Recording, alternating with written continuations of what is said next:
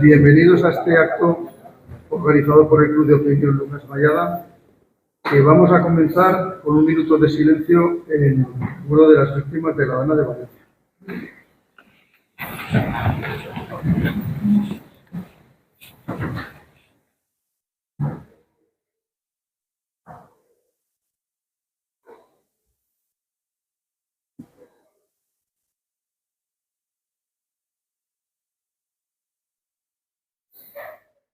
Bueno, buenas tardes. Hoy vamos a abordar una problemática muy actual, como es a la que se enfrentan todos los jóvenes hoy. A veces porque son ellos las propias víctimas de los delitos y otras porque son los que los cometen. Entonces, para abordarnos sobre este asunto y ilustrarnos bien, contamos aquí con la inestimable presencia de don Felipe Zazuca. Felipe es un licenciado en Derecho, fiscal por oposición, ingresa en la carrera fiscal en el año 86, primer destino Barcelona, 14 años en la Fiscalía de Tarragona, 15 años y medio fiscal jefe de la Audiencia de Huesca y desde el año 17 es fiscal jefe de la Audiencia Provincial de Zaragoza. Por lo tanto, tenemos aquí la persona indicada para que nos ilustre sobre esta problemática. Así que, Felipe, sabes que siempre eres bienvenido a Huesca. Gracias por tu presencia, tu tiempo y buenos días. Muchas gracias, Javier. Buenos días o buenas tardes a todos. Agradecerte y valorar el minuto de silencio que hemos guardado todos por los fallecidos como consecuencia de la Dana. Para mí, además, Valencia, donde hice el servicio militar hace, no sé si por suerte o por desgracia, muchos años, tiene un significado especial. Todas esas localidades como Paiporta, Benetúser, Catarroja, Sedaví, Alfafar eran cercanas al sitio donde yo prestaba ese servicio militar y conocía y conozco a mucha gente de esa zona y para mí pues, ha supuesto, como para todos, evidentemente, un dolor especial.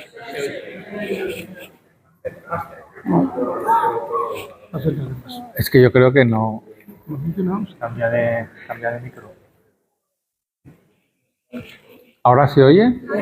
Bueno, ya no voy a repetir, pero lo de meterme unirme al dolor de las víctimas de la Dana y agradecer, en primer lugar, al Club de Opinión Lucas Mayada, del que formé parte durante buena parte de mi estancia en Huesca, hasta mi partida rumbo a mi ciudad natal, Zaragoza, de la que llevaba 40 años fuera.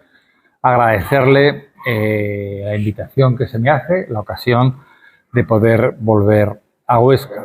Recuerdo cómo en el viejo edificio de la Audiencia Provincial de Huesca, de la calle Moya, vino un día Celia El Fau para invitarme a participar en este club de opinión, de que teníamos frecuentes reuniones, de las que yo tengo la sensación, la convicción de que aprendí mucho más de lo que yo a cambio pude ofrecer. Huesca fue para mí uno de los momentos, una de las épocas, quizá la mejor época de mi vida, también porque llegué en el septiembre de 2001 con 42 años y marché con 58 en el mes de marzo de 2017. Es decir, posiblemente, desde lo que son desde mi punto de vista, y esto es subjetivo, los mejores años de la vida de una persona. Todavía tienes energías y donde todavía pues te queda tanto por hacer. Mis recuerdos vine a Huesca con una ilusión llamativa y porque suponía volver a mi tierra, Aragón, después de 24 años fuera, pero también puedo decir con agradecimiento que me fui con pena, con dolor, no con dolor porque al fin y al cabo me fui porque quise, pero con pena y con el sentimiento de que las cosas que pasé aquí superaron con creces todo lo previsto. En Huesca fue donde terminé de formarme profesionalmente, donde aprendí, quizá en una condición de fiscal jefe, hasta entonces era uno más de un grupo. Aprendí a ser más transversal y tuve quien me enseñara a hacerlo. Aprendí a tener una mentalidad más abierta, a saber que hay vida más allá de la tribu. Y en Huesca me quedan los recuerdos de tantos recuerdos, ¿no? Que para mí suponen pues un bagaje, ¿no? Un bagaje importante. Allí recuerdo desde las fiestas de San Lorenzo, yo siempre he dicho con toda sinceridad, tampoco es que me haya pasado la vida de verbena en verbena, pero sí que he dicho que nunca he visto un lugar donde se vivan las fiestas con la alegría, con el entusiasmo, con la ilusión con la que se viven aquí las fiestas de San Lorenzo, desde el chupinazo inicial hasta el día de la ofrenda de flores y frutos, pasando por la procesión, por los danzantes, por los desayunos, almuerzos con huevos fritos y chorizo o lo que sea oportuno de la mañana de San Lorenzo, etc., ¿no? Realmente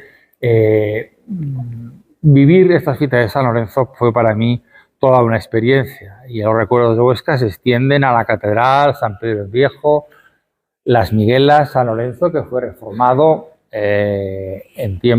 durante el tiempo que yo viví en Huesca, los aperitivos del sábado en el Flor, los bares del Coso, las estrellas que a veces contemplaba desde un banco de la Plaza Europa a una noche en que estaba quizá más mustio de lo habitual, las hogueras de San Blas.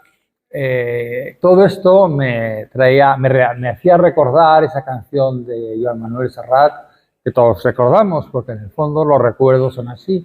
José Carlos Llop, escritor y poeta mallorquín, dice que los mallorquines son aficionados a recordar el pasado, que no que no rememoran el presente porque les parece que es una indiscreción, ni hablan de lo que tienen porque les parece que no es correcto y por lo tanto les gusta recordar el pasado. Y esa canción de Serrat nos habla, ¿no?, de que los recuerdos, uno se cree, ¿no?, que esos recuerdos los mató el tiempo y la ausencia, pero olvidamos que tienen billete de ida y vuelta. Esas pequeñas rosas de un tiempo de rosas. Yo no sé si mi tiempo en Huesca fue un tiempo de rosas, pero fue un tiempo tremendamente positivo, ¿no? Un tiempo de rosas que como un ladrón te acecha detrás de la puerta y te tienen a su merced como hojas muertas, que incluso puede decir que a escondidas, y si que nadie lo vea, a veces nos puede hacer que lloremos cuando nadie nos ve. Pues esa canción de Serrat, que ayer un amigo mío de Tarragona me decía que cuando escuchaba ese tipo de canciones le entraban ganas de llorar, pero que se resistía a hacerlo, pues me ha venido a la cabeza preparando esta charla y viendo cómo podía de alguna manera corresponder a todo lo que recibí en esta ciudad donde he vuelto pocas veces. Vuelvo a votar porque todavía, no sé si por pereza o por dejadez o por qué, todavía sigo aquí empadronado y al menos cuando hay elecciones, que desde el tiempo que me fui ha sido unas cuantas veces, pues sigo viniendo a Huesca a depositar mi voto correspondiente. Y entro ya en la materia, cuando Antonio Bescós, que fue quien me llamó, que fue el primer presidente de este club de opinión, me planteó cuál era el tema que podía desarrollar, pues pensé en los menores, ¿no? Los menores son personas vulnerables. Decía Javier Caudillo que los menores en los tiempos que corren, yo creo que todos somos o fuimos en su momento también personas vulnerables, ¿no? Ya Cicerón decía que la sociedad estaba muy mal. Han pasado tantos siglos y seguimos diciendo lo mismo. Yo no voy a entrar en valoraciones, sí que voy a contar mi experiencia. Y los menores, incluso los menores, vamos a llamar normalizados, que viven en un ambiente sin grandes problemas personales, sociales, de territorio, siguen siendo vulnerables porque están en una época que supone esa vulnerabilidad, una vulnerabilidad que es distinta del recién nacido, que depende absolutamente de sus padres, que depende de terceros para poder sobrevivir, sino pues esa vulnerabilidad tiene diversas características según va avanzando su edad, ¿no? ¿Qué me llevó a pensar en ese tema? Pues me llevó el que es un tema que nos permite hablar y hablar bastante, y me llevó a un acontecimiento del que el próximo lunes hará un año. Yo tengo unos amigos que tienen una sobrina que que no era menor de edad, tenía ya 20 años, pero los problemas le venían de hacía tiempo, una sobrina con problemas de trastornos de conducta, con intentos de autolisis, hasta que un día determinado se tiró por la ventana de su casa. Y he vivido con mayor o menor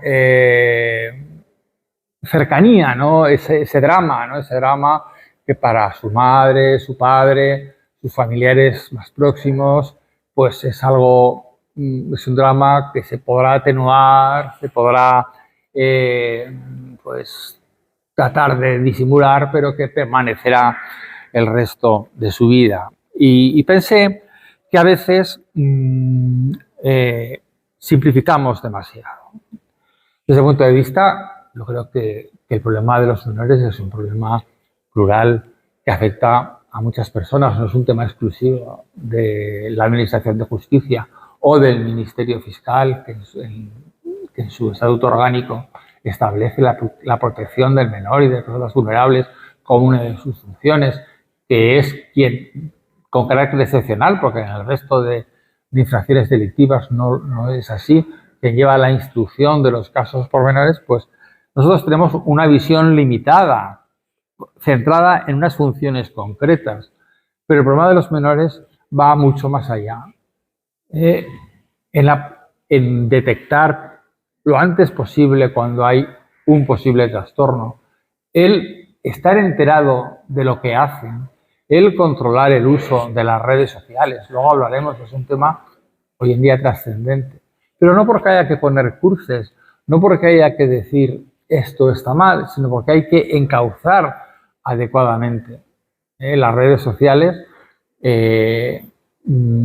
seguirán existiendo. Lo que hay que saber es el uso que hay que hacer de ellas, el empleo adecuado. Y como digo, es un problema plural que afecta a las familias, que son los primeros que tienen la obligación de educar a esos menores, a los profesionales de la educación, a los profesionales de la asistencia social, a los sociólogos, a los psicólogos, a los psiquiatras. Hay muchas personas que forman parte de este conglomerado, por llamarlo así, de gente que tiene que desarrollar esta función tuitiva, ¿no?, hacia los menores de edad.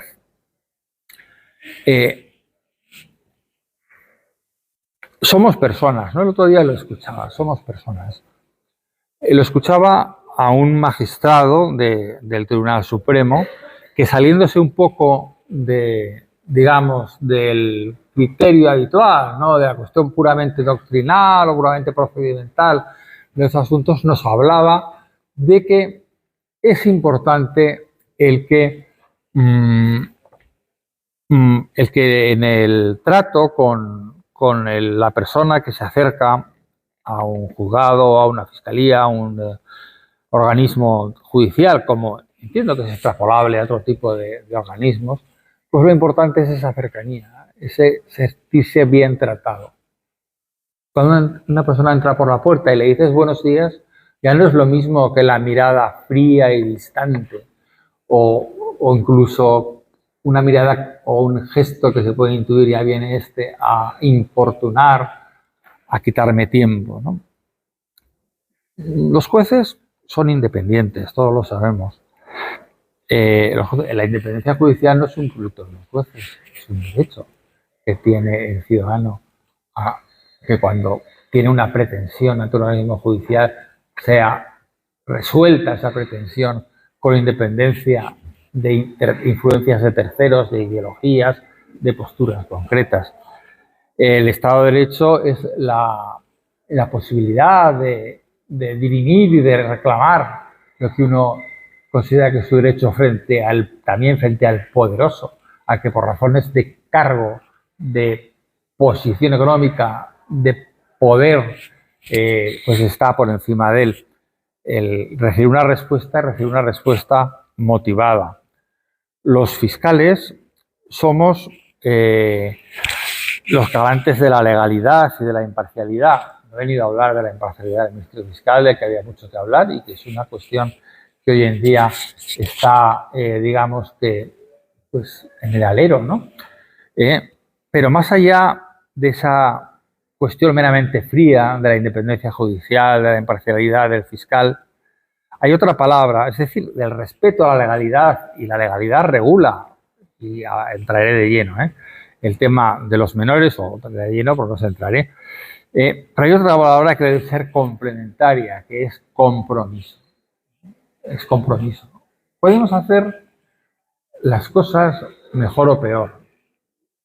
Capacidad de autocrítica y decir, esto lo podía hacer mejor, esto no está bien, esta norma es insuficiente. Pero lo que sí que hay que exigir, se nos debe exigir a los profesionales de este mundo relacionado ahora ya con la protección de y defensa de los menores, pues es el compromiso. No hay tiempo, no tengo un límite. A las 2 no me voy a casa si es preciso, o a las 2:30, o a la hora que uno tenga previsto salir. Compromiso, pensar, dedicar tiempo, ¿no? Y eso es lo que a veces, no generalizo porque sería injusto, pero a veces nos puede faltar, ¿no? Que es ese compromiso. Y cada uno tiene su función y su misión que la ley y el propio estatuto de cada cual, de cada profesional, establece.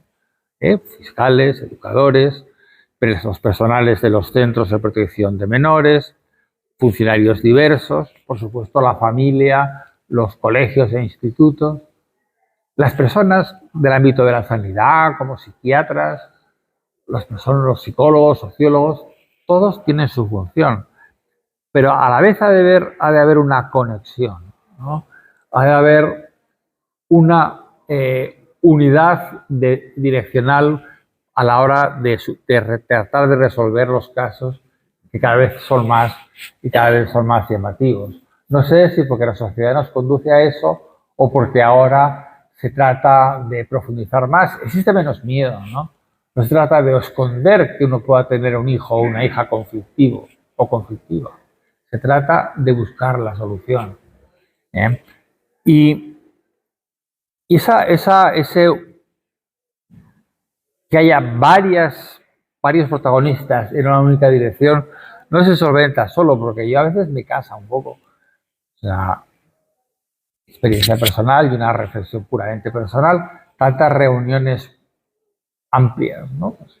Se reúnen en la delegación del gobierno o en otro sitio, pues representantes de un montón de espacios concretos, de protección de menores, de la policía, de la Guardia Civil, de la Fiscalía, de las personas expertas en medicina, en salud mental, etcétera, y se hacen la foto, y hablan y cada uno viene a hablar de su libro, como Paco Umbral. Pues yo creo que lo más importante es ese compromiso de que he citado a aplicarlo al caso concreto. En el caso concreto, en la Fiscalía tenemos un grupo de fiscales destinado a la protección de menores, pues se trata de que hagan tengan un control adecuado de cada uno de los casos, empezando por los más importantes. No es lo mismo en tiempo de pandemia, pues que pillara un chaval de 15 años con la mascarilla quitada, o que mangue algo del Corte Inglés, o que le haya sacado una navaja a un compañero o a un viandante, ¿no? Evidentemente son casos distintos. y podríamos seguir elevando el tono de la gravedad. Pues aquí estamos, ¿no? Esa es la problemática. He hablado antes de la problemática de la niña esta que se tiró por la ventana. Todos recordarán que hace ya unos cuantos años en Zaragoza 2 niñas subieron a lo alto del Museo Pablo Serrano y se tiraron al vacío. Eran 2 personas con que tenían problemas de trastornos de conducta alimenticia.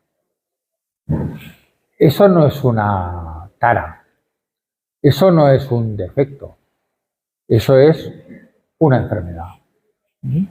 Una enfermedad que exige un tratamiento. Y una enfermedad que hoy en día todavía pues no tiene, no está tratada adecuadamente, ¿no? Desde el punto de vista, yo a raíz de eso, porque conocí posteriormente a los hechos al padre de uno de las niñas, ¿no? que fallecieron en este, pues fundó en Zaragoza una asociación, y en esa asociación pues se trataban estos problemas de conducta, de trastornos de conducta alimenticia. Y había problemas para conseguir mantener los medios, los instrumentos adecuados, los centros adecuados para el tratamiento de esta enfermedad. No voy a extenderme porque me doy cuenta que esto va muy deprisa y me quedan muchas cosas por las que hablar. Pero en ese trastorno hay un policía, José María Otín, jefe de delitos tecnológicos de la Policía Nacional de Aragón, que desarrolla muy bien esta cuestión, ¿no? Y nos habla no solamente ya del problema que puede derivarse de las consecuencias tan tristes, ¿no? De que puede derivar estas... Ah, sí, ahora, gracias. De estas conductas, sino de la existencia de páginas web en las que se fomenta, ¿no? Se fomenta conductas que en el fondo llevan a eso, ¿no? Conducen a eso, a la anorexia, ¿no? O a la bulimia en su caso, pero generalmente a la anorexia. Y la dificultad que existe legalmente para poder intervenir judicialmente en esas páginas web y cerrarlas, clausurarlas, etcétera, ¿no? Yo es un tema que en su día estuve estudiando y resulta francamente difícil, ¿no? Y aquí hay en medio, ¿no? Eso siempre existirá, es una enfermedad que siempre existirá, pero hay que procurar poner los medios para que las personas que los afecten, que se vean afectadas por esta enfermedad, tengan el tratamiento continuo, ambulatorio, seguido, adecuado, puedan ser un tratamiento que pueda llevar incluso a internamiento controlado lógicamente a través del juzgado, y luego que se persiga, si es necesario, a través de una modificación legal. Me parece entre paréntesis, yo pienso que a veces se legisla erráticamente, fundamentándose demasiado en la opinión pública, pero sí que es verdad que a veces hay que avanzar en estos temas para saber distinguir esas páginas web que tienen contenidos puramente nocivos, que pueden llegar a tener contenidos de naturaleza delictiva. Bueno, y unido a esta cuestión de los trastornos ha salido así, no sé, tampoco que sea lo más importante que quería decir, pero ha salido de las conductas alimenticias, hablar del tema de las ideas suicidas. Bien, no es mi misión ni mi deseo crear alarmas que no proceden, pero los expertos dicen que esas ideas de suicidio se empiezan desde edades muy tempranas. Es evidente. supongo que no es la generalidad de las personas, o sea, que no es que estas ideas las tenga todo el mundo, todos los niños, ¿no? O niñas de pequeñas, jóvenes, de 7, 8 años, pero se da, ya, ¿no? Y esto hay que, por un lado, descubrirlo y por otro lado, combatirlo.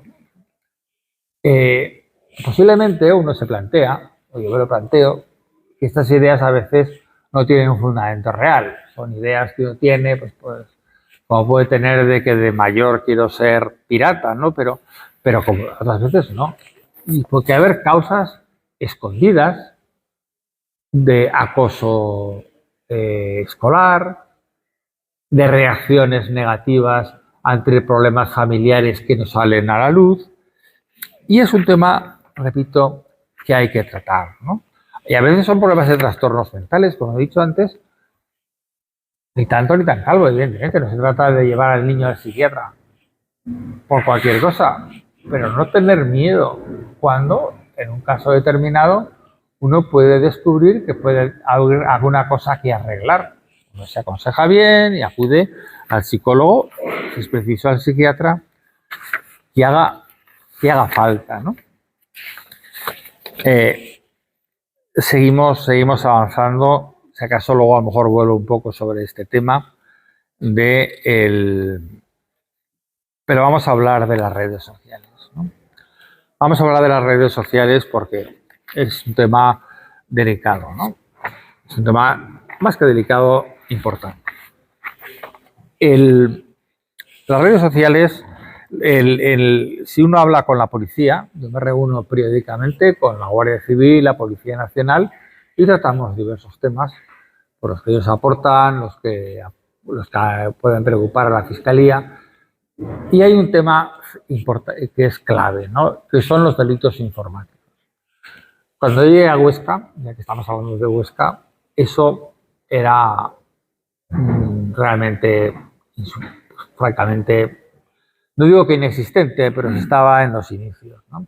Ahora los delitos informáticos es la gran preocupación. Puedo asegurar que tanto en la Policía Nacional como en la Guardia Civil hay equipos perfectamente preparados y que estudian y trabajan a fondo para investigar estos delitos, estas estafas. Cuando uno aprieta el botón inadecuado, uno recibe un mensaje, que hay un problema con la cuenta de su banco, que tiene un paquete en correos y le vacían la cuenta, o que le venden a través de internet, le venden algo que es una estafa, ¿no? Y es un problema agrandado porque se ha extendido y porque es mucho más difícil encontrar al malo, por llamarlo así. El malo puede estar en la calle Zaragoza, o puede estar en Toledo, o puede estar en Colombia o en Escandinavia, ¿no? Porque ha roto fronteras, ¿no? La Internet. Un comisario de la Policía Judicial de Zaragoza me comentaba, y cuando avance lo de la inteligencia artificial ya nos podemos ir preparando. Eso significa que la inteligencia artificial es mala, ¿no? Por lo menos yo no lo sé, porque ignoro lo más esencial del tema, pero que evidentemente eso también supondrá que ese giro de tuerca sea todavía mayor. Pues estamos hablando de los menores.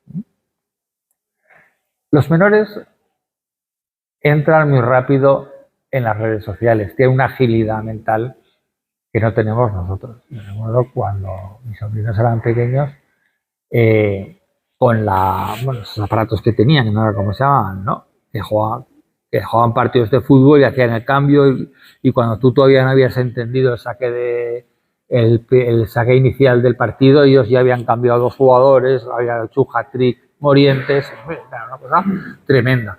Bien, pues los menores dominan estas cosas. Hay que preguntarse, ¿qué es lo que están viendo? Son muy graves los temas de pornografía infantil que corren por allí, por la red. Es una cosa llamativa, dolorosa, que repugna, ¿no? Pero existe. los menores, que junto a esa agilidad que tienen para manejar estas cosas, pues son inmaduros, son inexpertos, son, por muy espabilados que sean, no dejan de ser, pues, simples, pues se relacionan con mucha gente y se dejan engañar.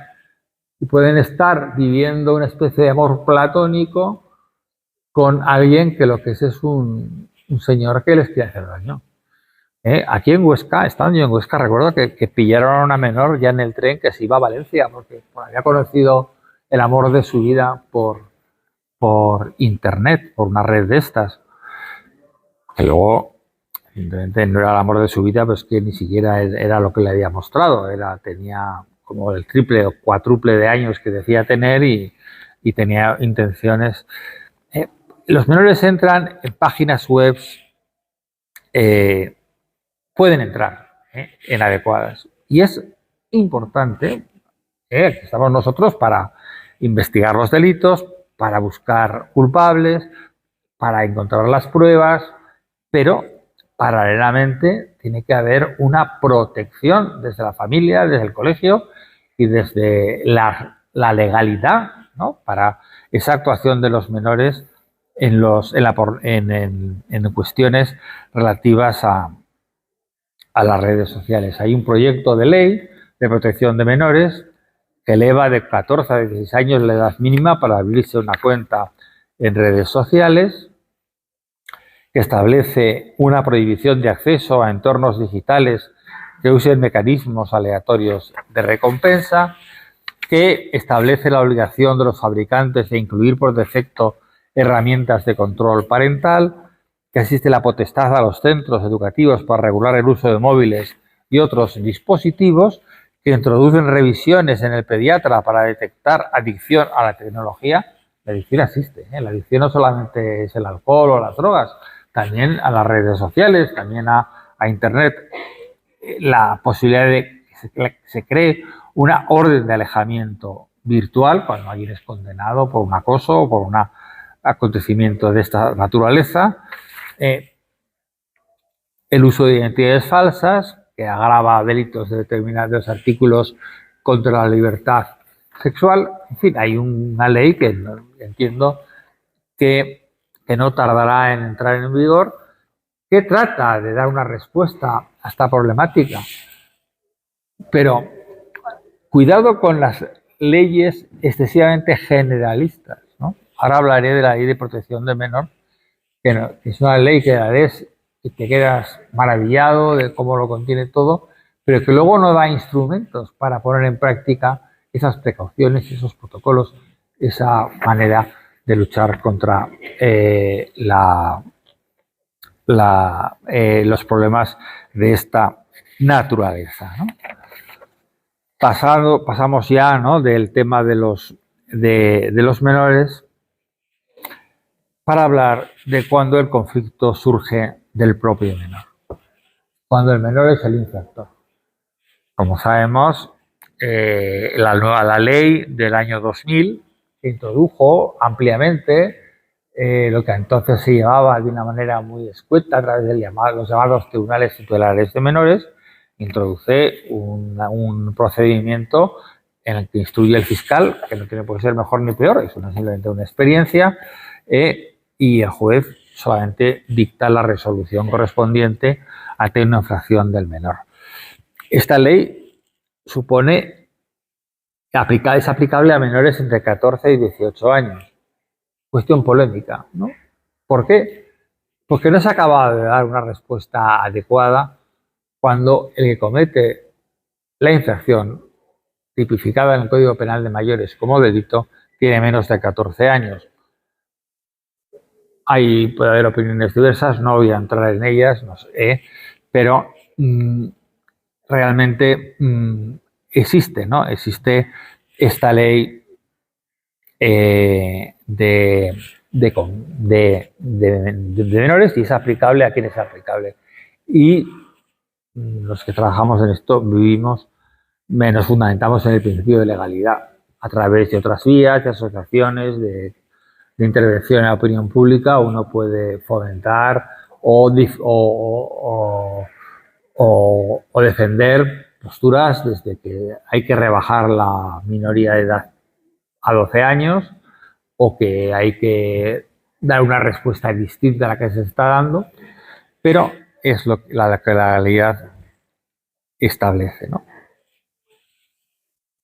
¿Qué podemos decir de manera general, ¿no?, en torno a esta ley de reforma de menores? Una, que guste o no guste, es una ley que tiene como finalidad la defensa primordial del interés del menor. Evidentemente, hay menores, sobre todo cuando ya se van acercando a la edad de 18 años, capaces de realizar conductas muy graves. Incluso el menor cuando entra en el mundo de la delincuencia, tiene una capacidad de control, una capacidad de freno menor por la propia edad, por la propia energía, por la propia falta de capacidad de razón, de racional, más que de razón, de racionalizar, que un mayor de edad, que puede decir hasta aquí puedo llegar, hasta aquí no puedo llegar. Bueno, pues evidentemente hay que responder también proporcionalmente a esas cuestiones. Hay que dar una respuesta cuando los menores causan daños o causan perjuicios de algún tipo, lesiones. Por lo tanto, tienen que responder. Y si no responden ellos, responder sus padres. A veces ha sido eficaz esa responsabilidad civil que se exige a los padres, porque entonces los padres, cuando les rascan el bolsillo, pues se ven más, digamos, pues implicados, ¿no?, en que esto me ha costado muy caro, la broma del niño, ¿no? Pero repito, por encima de todo está el interés del menor.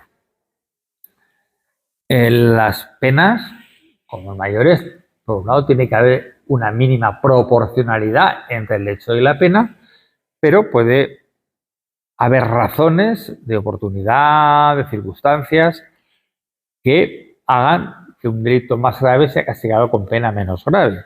Fundamentalmente cabe hablar de tres penas, ¿no? La simple amonestación, las amonestaciones, se ha dicho, digamos, en confianza, ¿verdad? Pues yo creo que tienen poca eficacia. Te eche la bronca al juez, pues a lo mejor lo pasas mal 5 minutos, pero luego sales. La libertad vigilada, que ha de estar bien establecida, es decir, que el menor sigue su vida normal, pero tiene a alguien que le controla y que está encima de él, un profesional, para guardar el tema. Y luego los internamientos diversos, que puede ser desde el centro semiabierto, que solo que salen a dormir a casa, centro cerrado, para los casos más graves, centros terapéuticos, etcétera, ¿no?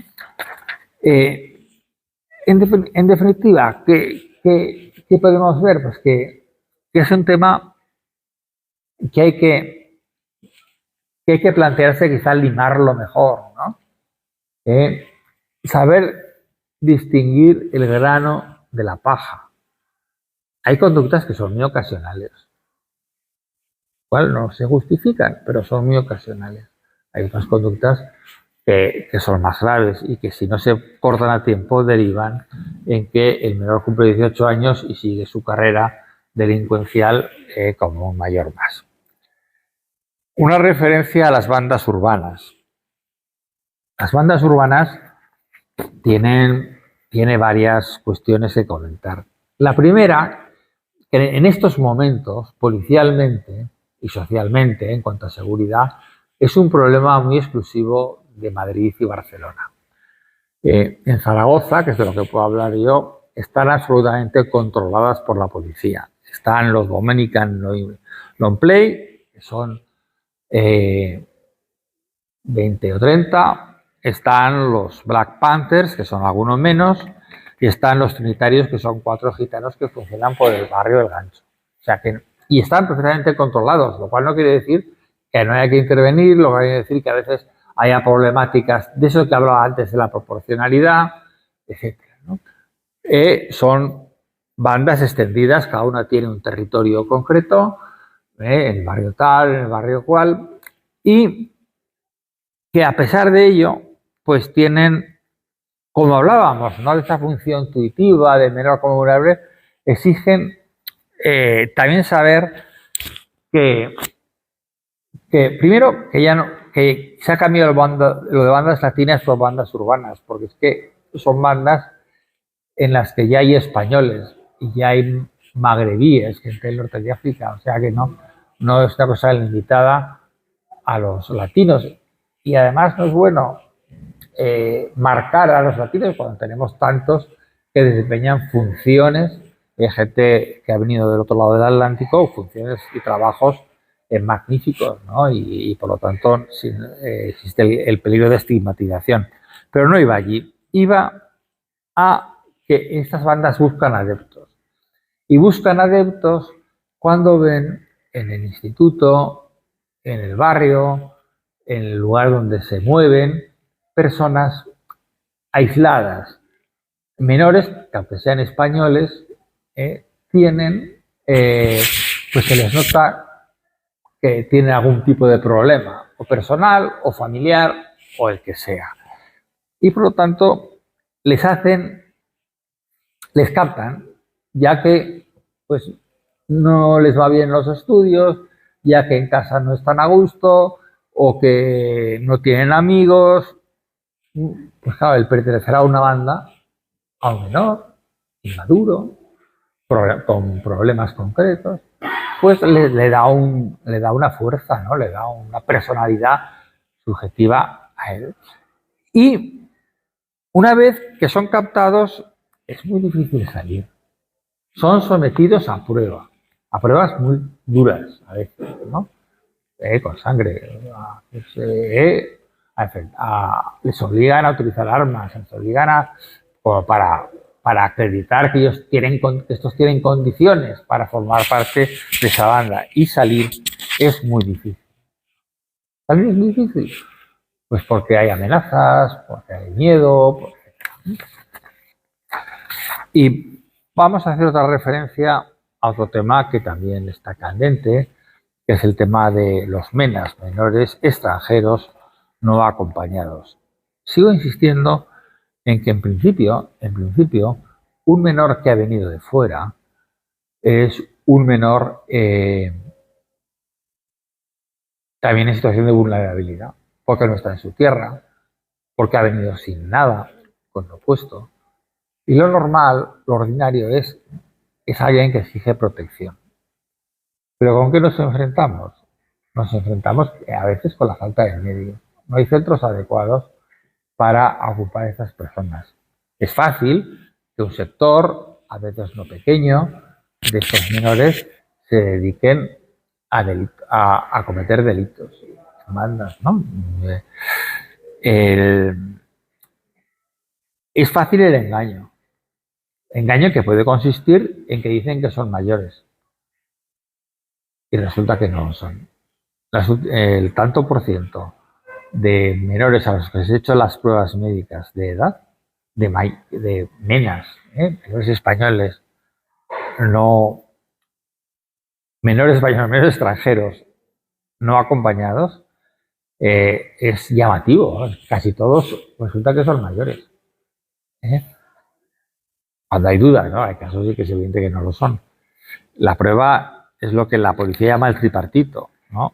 Es la muñeca, la prueba en el cuello y la prueba de la ortodoncia.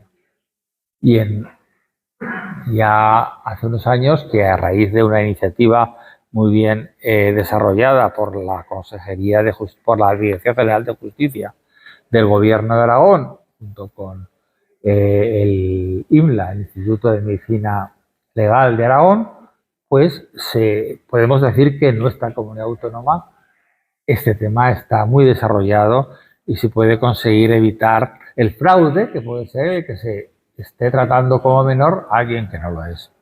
Hay otra posibilidad de fraude, que a veces podemos pensar que los menores vienen todos en cayucos, y sí que vienen muchos en cayucos, ¿no? O en medios similares, ¿no?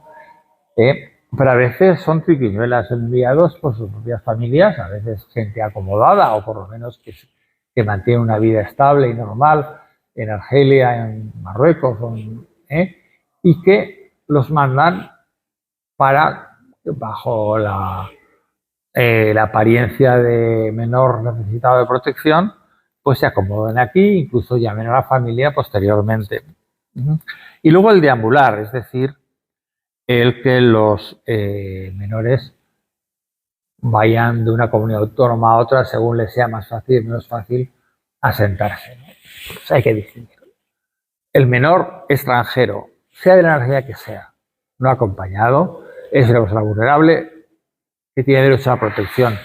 Ya no voy a entrar en este caso, en políticas migratorias, que no es mi función, sino en necesidad de apoyo, ¿no?, a unas personas que la necesitan. Y a la vez se establece el artículo 2.5 del Reglamento de Extranjería que haya un registro de menores, de menores extranjeros no acompañados, para controlar que efectivamente estén donde deban estar.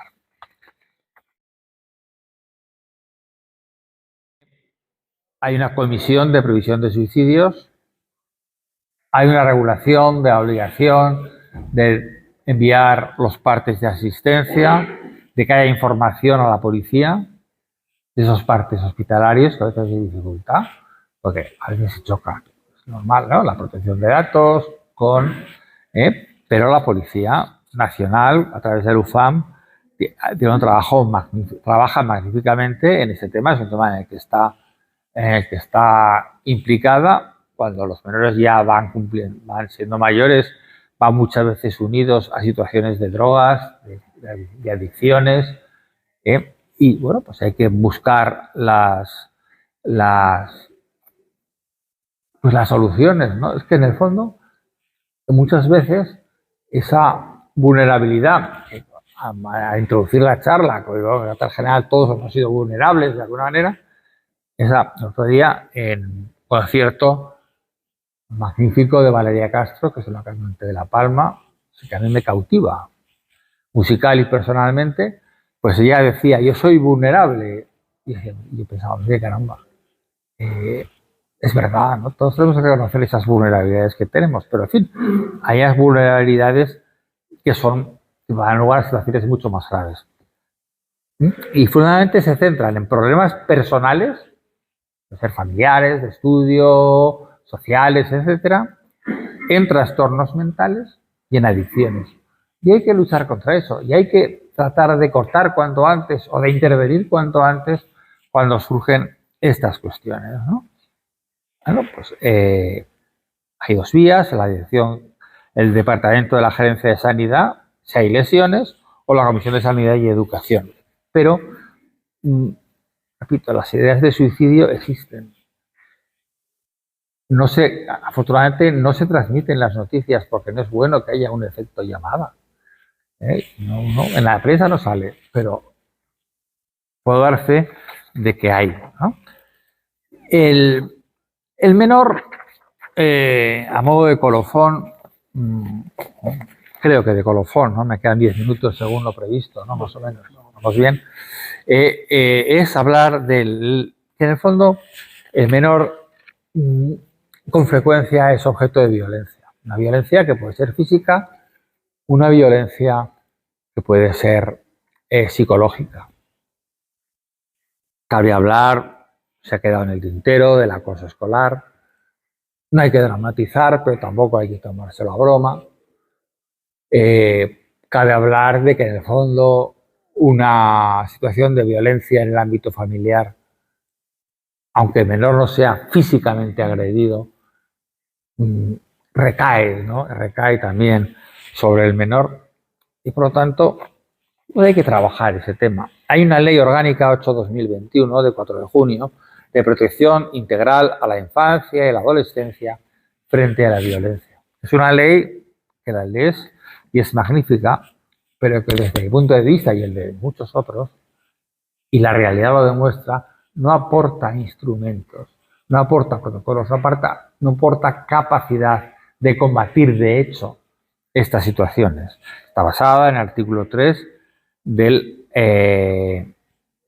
Tratado de Lisboa, en el Convenio de Lanzarote para la protección de los niños contra la explotación y el abuso sexual, en el Convenio sobre la prevención y lucha contra la violencia contra la mujer y la violencia doméstica, Convenio de Estambul o el Convenio sobre la lucha contra la trata de seres humanos o sobre la ciberdelincuencia.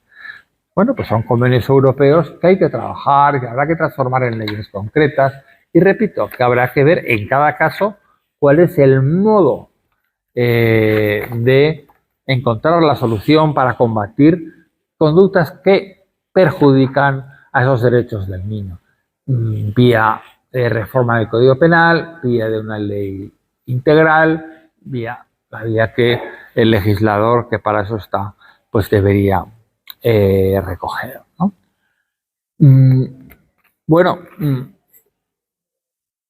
dice en la exposición de motivos, la introducción, lo que es una ley, lo que es lo que explica y desarrolla, lo que luego se desarrolla en el articulado, que los poderes públicos tienen la obligación de desarrollar actuaciones de sensibilización, prevención, asistencia y protección frente a cualquier forma de maltrato infantil, así como de establecer aquellos procedimientos necesarios para asegurar la coordinación entre las administraciones públicas competentes y en este orden revisar en profundidad el funcionamiento de las instituciones del sistema de protección a las personas menores de edad y constituir una protección efectiva ante las situaciones de riesgo y desamparo. En este tema, en esta declaración de principios con la que seguro que todos estamos de acuerdo, ¿qué se ha hecho?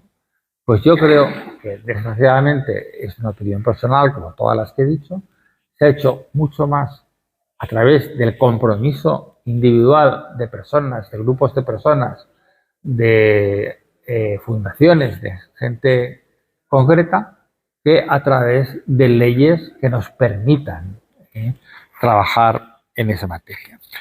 Ese título 1 recoge, bueno, se recogen varios títulos, pero creo que ya habrá el primero de los derechos de los niñas y adolescentes frente a la violencia, entre ellos el derecho a la información y al asesoramiento, ser escuchados y escuchadas, ser escuchados los niños en un procedimiento. Hay que evitar la doble victimización.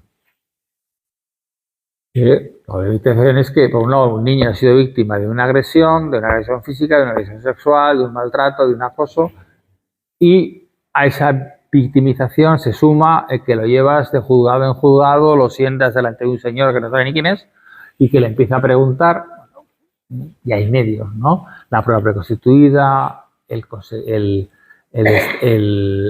unos medios técnicos que permiten al niño declarar en compañía de unas educadoras o educadores que le acompañan y le facilitan la declaración, sin que pueda, sin necesidad de que vea el despacho del juez, etcétera, o del fiscal. Todo eso al menos atenúa, ¿no? la gravedad de la situación. El título 2, que recoge el deber de comunicación de las situaciones de violencia. El título 3, que regula la sensibilización, prevención y detección precoz, con 10 capítulos que no voy a pasar a enumerar porque si no ya acabaríamos el tiempo. El título 4, sobre actuaciones de centros de protección de personas menores de edad. El título 5, relativo al registro de información sobre violencia contra la infancia y la adolescencia. En definitiva, una serie de cuestiones de carácter excesivamente genérico que yo creo que nos ayuda poco. Pero bien, en cualquier caso, quiero terminar, ¿no? Haciendo un parangón, ¿no? El menor lo he repetido hasta la saciedad, no generalizo. No, todos conocemos y vivimos normalmente en unos ambientes donde no se produce esas situaciones, pero existen. Y el menor sufre violencia, ¿no? Y hay un tema que es el ámbito familiar. Todos hemos oído hablar de la violencia de género, cada cual tendrá su opinión, yo no voy a entrar en eso, pero que la violencia sobre la mujer existe es algo absolutamente indiscutible. Y en tiempos, hace 30 años, cuando yo empezaba a ejercer mi profesión, bueno, ya lleva un tiempo, porque yo muchos años en esto porque estoy en fase casi crepuscular, ¿no?, de mi profesión, pero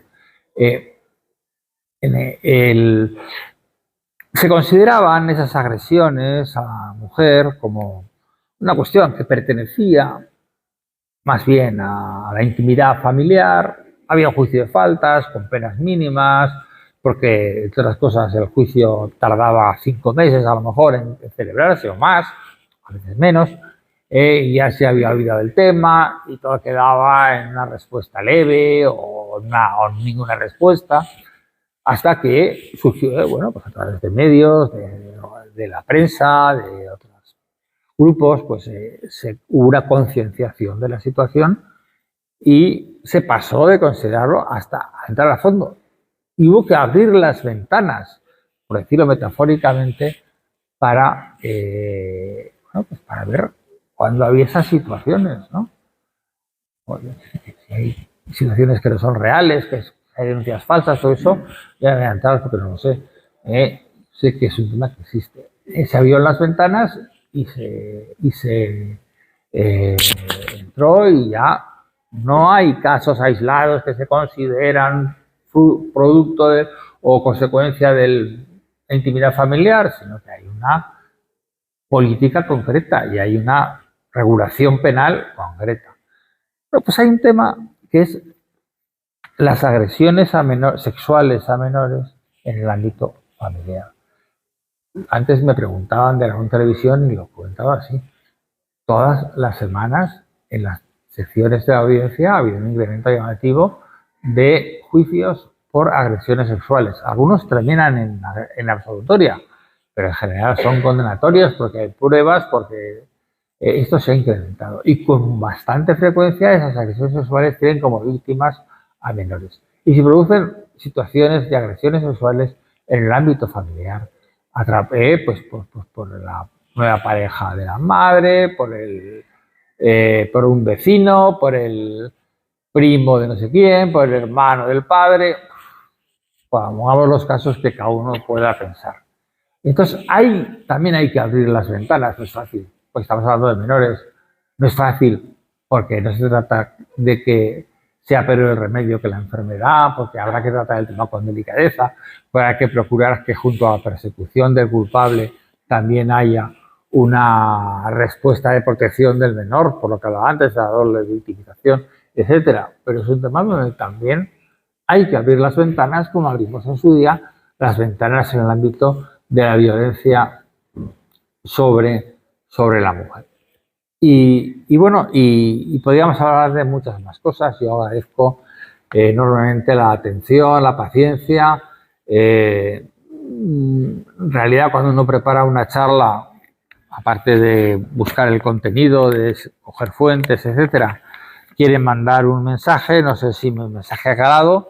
La idea, repito, es el de la vulnerabilidad, la necesidad de trabajar mejor y, sobre todo, la idea de que más allá de la legalidad y cada cual tenemos nuestras funciones y enarbolamos la bandera de nuestro estatuto y de la ley que nos una, hay una segunda cuestión que esa me la autoimpongo, ¿no?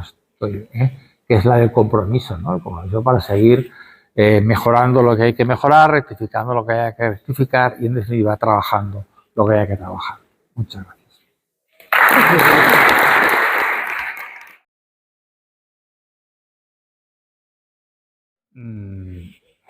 Veo que has venido bien provisto, veo que has venido bien informado. Efectivamente, los datos son llamativos, ¿no? Pero por un lado, yo me planteo, ¿no?, que detrás de esos menores tan agresivos que desgraciadamente existen, o tan peligrosos, o tan... hay una historia particular que también habría que buscar, ¿no? A ver, hay que empezar antes eso. Con relación a la familia y al colegio, a veces los educadores se encuentran, hay que ser muy comprensivo con ellos porque se encuentran lo que se encuentran, ¿no? Pero pues también es verdad, ¿no? O el tema de, efectivamente, las familias desestructuradas, familias que vienen de fuera, el descontrol, la pobreza, las desigualdades sociales. La riqueza. ¿Eh? A veces también la riqueza. Sí, sí, también la riqueza, sí. Bueno, pero entonces da lugar a eso, pero ya he dicho antes que estas leyes son puramente programáticas, ¿no? Que falta la existencia de una, pues digamos, de una posibilidad, ¿no? De dar una respuesta mejor. No, sin lugar a dudas que las cifras de esos delitos son llamativas, ¿no? Vamos, hay lugares, y antes ya lo he dicho, porque es verdad, que lo de las bandas urbanas está muy controlado en general en España, que el trabajo se está trabajando muy bien por parte de la policía. A veces muestran respetuosamente su descontento o les parece insuficiente nuestra reacción, ¿no? Y creo que tenemos que hacer examen de conciencia. También, a mí personalmente, en una ocasión, no hace mucho, este verano, me abordaron 3 menores en ahí, la zona de Paso María Agustín con de Aranda, por la Plaza del Portillo, y se me chulearon en medio y dices, madre mía, ¿qué estamos haciendo? ¿No? Se te arrugas, ¿no? O sea, es una realidad que está allí, ¿no? Con respecto a la riqueza que decías antes, sí, pero quizá en otro tipo, yo estaba pensando en otro tipo de delitos. Quizá la riqueza te puede llevar más pues sí, adicciones, a tenerlo todo, a no saber valorar lo que tienes. Y luego hay otra cuestión, yo no quiero entrar en cuestiones de moralinas porque no es mi intención ni mi estilo, pero antes teníamos un concepto claro de lo que estaba bien y lo que estaba mal. Tú y yo, Javier, aunque no sé si yo soy del 58, no sé si tú eres pues una buena cosecha, sí. Entonces, cuando hacías una cosa mal, eras consciente de que hacías una cosa mal. Y cuando recibías en casa o en el colegio la correspondiente penalización, pues generalmente eras consciente de que te lo habías ganado, aunque discutieras por el purito y tal. Yo creo que hoy en día en muchos jóvenes, y esto ya viene, no viene desde ahora de las redes sociales, eso ya viene de antes, no hay esa conciencia, ¿no?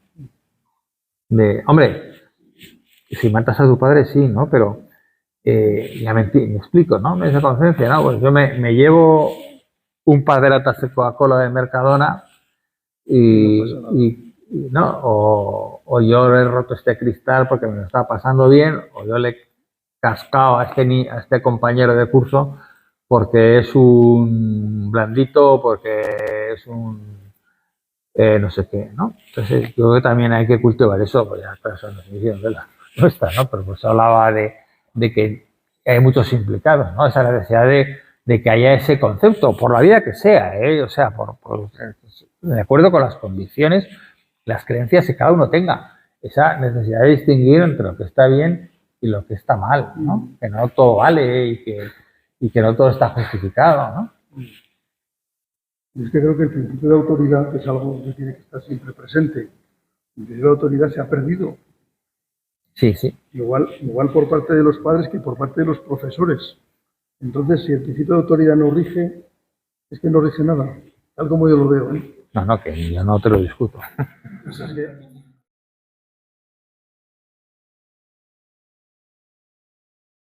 Yo sí que creo que hay familias desestructuradas cuyos hijos tienen más puntos para ser delincuentes o para ser víctimas, pero creo que hay un Estado desestructurado y que esto nos está pasando falta.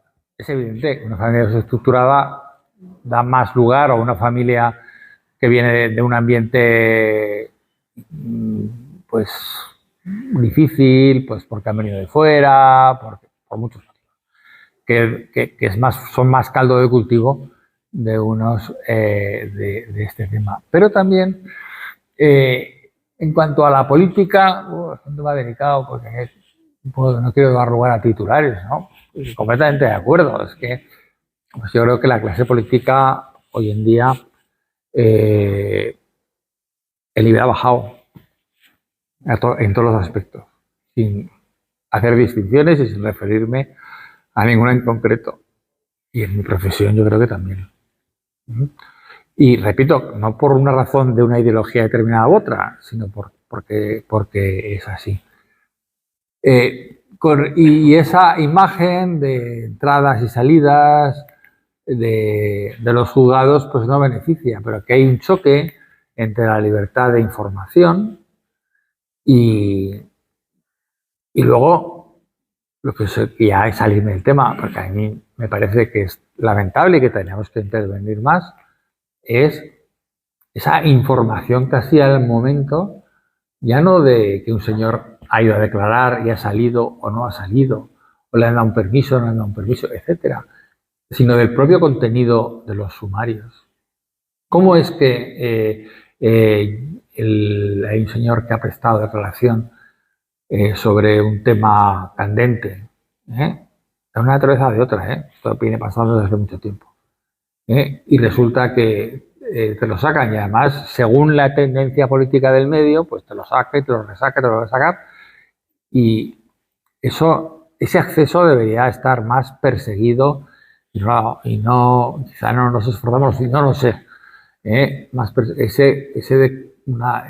sumario es secreto, siempre.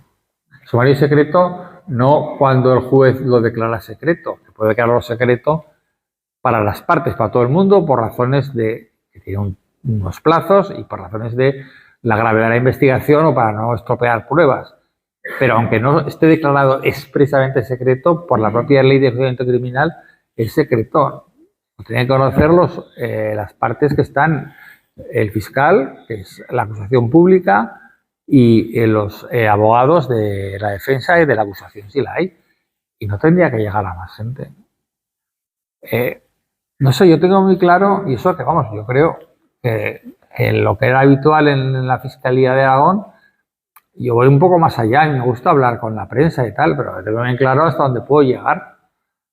Yo no sé cuáles son las fuentes, es que no lo sé. No, las fuentes por las que se llega a ese, aunque con eso me salgo quizá de la pregunta, a ese conocimiento inmediato de que si el juez ha decidido investigar ese tema, que si la declaración de fulanito o fulanita ha dicho esto, ha dicho lo otro, ha implicado a tal, ha implicado a cual, si fulano va a declarar ante el juez porque ha pedido declarar ante el juez, que si no lo ha hecho. Todo eso habría que cambiarlo radicalmente, ¿no?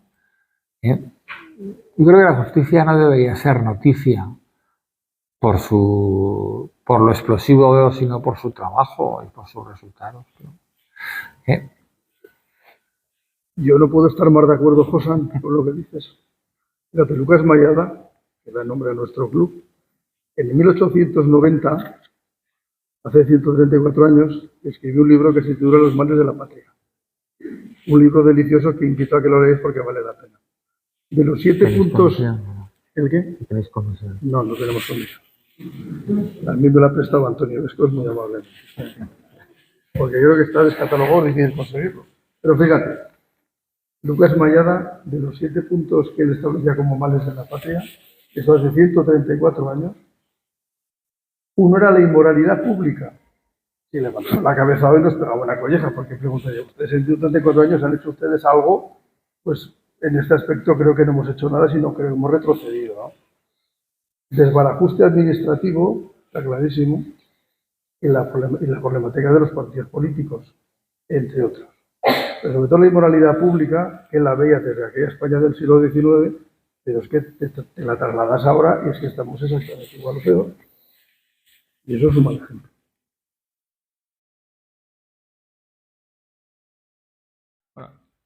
Que yo querría que no sea considerado mis afirmaciones como algo contrario a las redes. Quienes me conocen saben que estoy en Facebook, que estoy en Instagram, donde nunca hablo del trabajo porque me parece que no es lo adecuado, pero yo uso las redes, ¿no?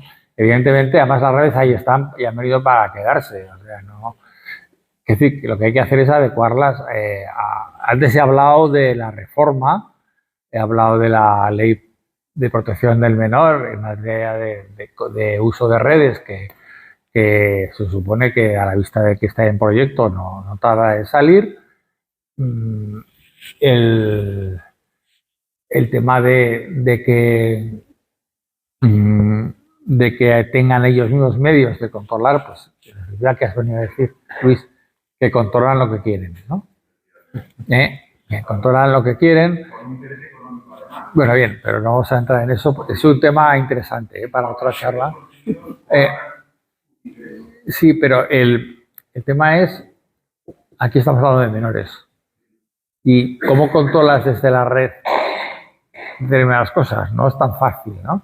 Y es lo mismo, esto de las redes, es lo mismo que he hablado de los trastornos de conducta alimenticia, salvando las distancias y tratándose de temas distintos. Pero qué difícil es, desgraciadamente, conseguir una respuesta rápida y adecuada, quizá porque no hay instrumentos para ello, ante una web, ante una red que consideras que es dañina, ¿no? para problemas de menores. Y con respecto a lo primero, pues sí, pues si están en Bélgica, en Italia y no sé qué otro país has dicho, y en Francia, pues lo más seguro es que sea un programa que esté ya naciendo aquí. Sí, o sea, hay ámbitos de menores donde hay una violencia llamativa. He hablado antes de las bandas, de cómo entrar en ellas te exige hay un desprecio, ¿m?, por el otro o por la otra, ¿no? Llamativo, ¿eh? Y eso, pues a mí no me consta que aquí existan esas mafias organizadas, al menos de una manera generalizada, pero cualquier día llegan, ¿eh? Y hay que estar preparado, y vuelvo a hablar de lo de compromiso. Es que si no acabamos siendo, estoy autoflagelándome, no estoy aquí acusando a nadie, al revés.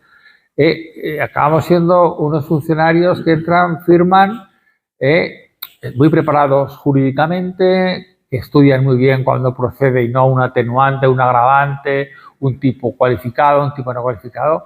Pues hay que ir más allá. Yo creo que hay que implicar, dentro de la imparcialidad, evidentemente, creo que me explico bien, hay que implicarse en los casos y ir a buscar solución y saber escuchar y saber llamar, ¿no? Yo creo que la policía trabaja muy bien en esto. No sé, es que a lo mejor yo habla de todo, supongo, pero mis relaciones, mis entrevistas, con la Policía Nacional y con la Guardia Civil, el GRUME, que es el grupo de menores de la policía, el EMUME, que es el de la Guardia Civil, todos tienen nombres iniciales y tal, el UFAM, que también incluye la violencia familiar de la Policía Nacional, es gente que está trabajando esto y que va por delante de nosotros al menos, que tienen que advertir, aquí está pasando esto, aquí está pasando lo otro. Es compromiso y es que el tema está muy difícil, porque más que... Yo creo que en la sociedad en general hay una racionalidad o un sentido común generalizado, ¿no? O mayoritario al menos, pero también hay una pasividad, ¿no? Como si eso no fuera conmigo, como si que trabajen otros, ¿no?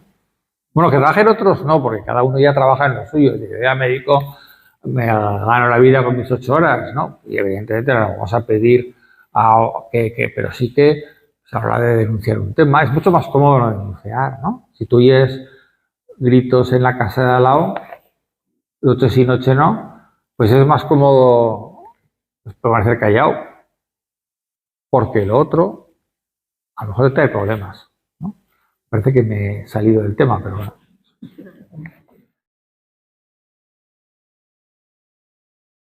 El hecho de que sea de familias que llevan a buen colegio y qué tal, a veces no tiene mucho que ver, porque también depende de las convicciones y de lo que les hayan transmitido en casa. No, el derecho penal no es un derecho penal de los pobres, el derecho penal es de todo aquel que pueda cometer un delito. Yo creo que a veces esto puede ocurrir también en familias perfectamente cara al exterior normalizadas y hay tomate de permisivismo o de dejadez o de saber de qué. Pero no es fácil, pero es un tema que hay que trabajar, que es denunciable. Claro, quien tiene una responsabilidad, por ejemplo, en un colegio, es lo que he dicho antes, pues a lo mejor yo creo que tendrá que tener el apoyo de los padres. Yo tengo el caso, no tan grave, de unos amigos míos que le pillaron a su hijo, aún no llegaba tan lejos, pero sí que ya, y cortaron sobre la marcha, de acuerdo con el colegio del centro de Zaragoza, les pusieron firmes y se acabó el problema.